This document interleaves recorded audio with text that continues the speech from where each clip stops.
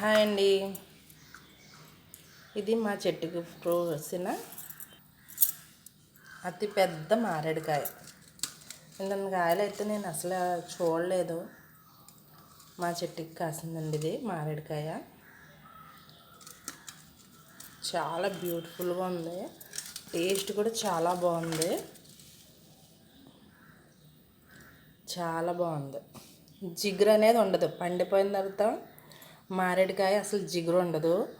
పచ్చిది అయితే ఇంకా అసలు ఇలా ఓపెన్ చేయగానే మీకు జిగురు కింద తీగల కింద వచ్చేస్తుంది. ఆల్రెడీ పచ్చికాయ కూడా మేము చేసినప్పుడు అలా అనిపించింది అనమాట. ఇదైతే చాలా మంచి ఫ్రూట్.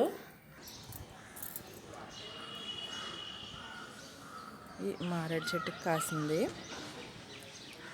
ఇలా పడిపోతుందని మా స్వామి మా వారు ఇలా సంచి కట్టేశారనమాట, పడకుండా. నేను అలాగా ముగ్గుపోయినా సంచిలో పడిపోద్ది అనమాట. కింద పడితే పగిలిపోయి బూజు వచ్చేస్తుంది కాయ. ఇది అప్పుడే ఈ మారేడుకాయ ఈ చెట్టుకు కాసి దాదాపుగా ఇంచుమించు సంవత్సరం అయిందండి.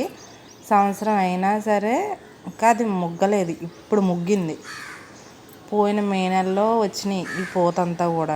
అయితే చెట్టు నిండా కాయలు ఉండేవి. ఆ కాయలన్నీ కూడా పడిపోయినాయి.